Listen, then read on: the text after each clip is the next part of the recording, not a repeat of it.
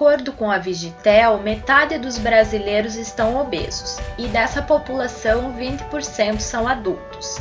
E a gente considera que hábitos saudáveis, exercício físico, consegue reverter esse quadro. Meu Deus, será que a obesidade mata? Mas eu nunca vi ninguém que morre por ser obeso. Então a obesidade em si, ela não causa a morte do indivíduo.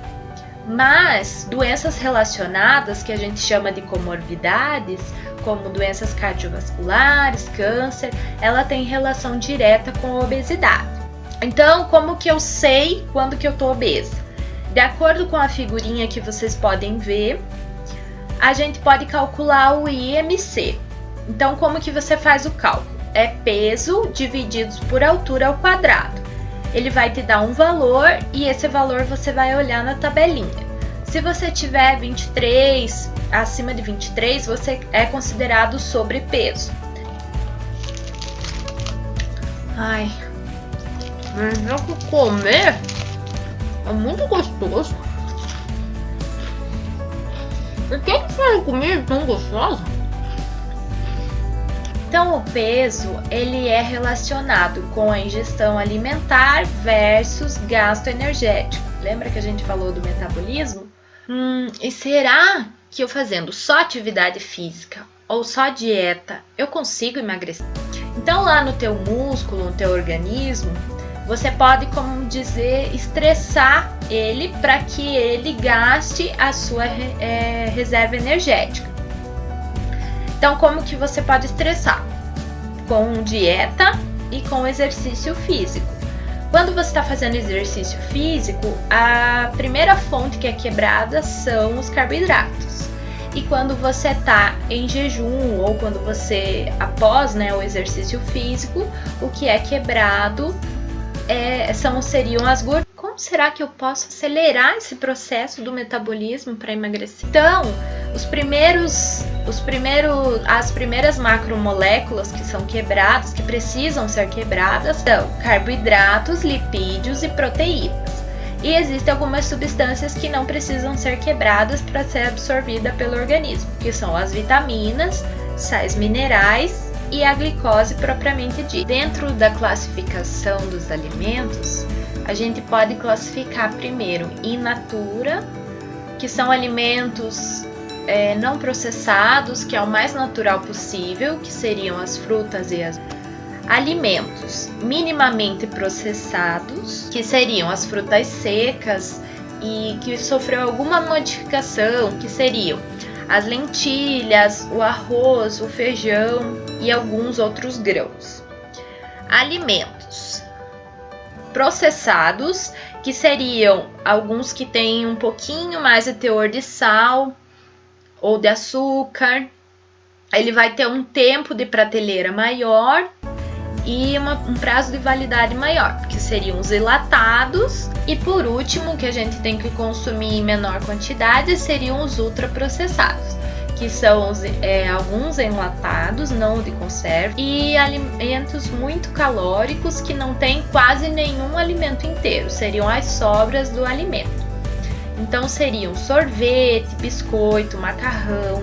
Então, classificando as macromoléculas em moléculas diferentes, a gente pode encontrar os carboidratos, em que uma dieta low carb, por exemplo, pode causar alguma modificação no cérebro, porque o seu corpo entende que está faltando aquele nutriente, principalmente para o nosso sistema nervoso, que é o cérebro, que mais consome glicose. Então, você vai sentir uma necessidade muito grande de comer o carboidrato, vai ficar pensando o tempo todo nisso, e quase sempre você sai da dieta. E depois, quando você come, tudo aquilo que você consome depois, o organismo vai entender que você passou fome e vai começar a produzir uma reserva energética muito maior. Seu metabolismo vai ficar cada vez mais lento. Então, o carboidrato, ele fornece 1 grama de carboidrato, fornece 4 quilocalorias. A gente pode encontrar em pães, hortaliças, cereais, algumas frutas e legumes. Comer gordura não é importante, e a gente sabe que é importante, porque os lipídios eles vão formar a parte estrutural da célula. Toda a membrana da célula é formada por lipídios.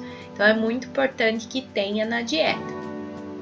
Então os lipídios eles são classificados em gordura boa e gordura ruim.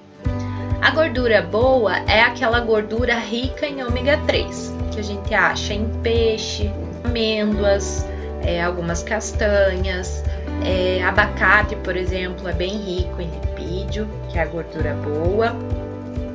E dividido em gordura ruim, que seriam ômega 6 e ômega 9, que é mais consumido nos óleos vegetais, aquele óleo de cozinha. Por terceiro, a gente pode encontrar as proteínas. As proteínas são provenientes da carne, principalmente, e elas são formadoras estruturais. Elas também formam as enzimas. As enzimas são aquelas substâncias que aceleram as reações químicas. Outra macromolécula que a gente pode encontrar são as vitaminas. Então, por exemplo, vitamina A é importante para a saúde dos olhos, vitamina D é relacionada com a exposição solar e vitamina C é encontrada em alguns alimentos cítricos. São importantes para o sistema imunológico, para combater infecções ou outras doenças e prevenir contra a gripe. Outra macromolécula que a gente pode encontrar são os sais minerais. Graças ao sal de cozinha ligado ao iodo, muito sal de cozinha, ou quase todos, tem iodo na sua composição. Então, diminuiu bastante a incidência de bócio. Outro sal mineral extremamente importante é o ferro. Então, o ferro, ele quando você não tem ferro no sangue, principalmente, ele causa uma diminuição da hemoglobina. A hemoglobina diminui a produção, o transporte de oxigênio e gás carbônico. E se você tem uma deficiência de ferro, isso pode ocasionar uma anemia. A indústria da alimentação, ela faz aqueles alimentos mais gordurosos, com elevada produção de substâncias que deixam o alimento mais gostoso, que deixa a aparência melhor, então mais palatável, de propósito, para fazer você comer. Então você chega no mercado, tem aquela gôndola enorme e você vai vendo aquelas embalagens coloridas, te deixa com vontade de comer aquilo, mas você tem que consumir em menor quantidade. Então, pessoal, eu espero que vocês tenham gostado. Se inscrevam no canal, ativem o sininho para vocês me ajudarem a desenvolver e divulgar o meu conteúdo. Aqui embaixo vocês vão encontrar minhas redes sociais e estou à disposição de esclarecer dúvidas. Se vocês quiserem algum tema, podem me falar, que assim que eu puder eu vou fazer outros vídeos. Me sigam lá. Muito obrigada!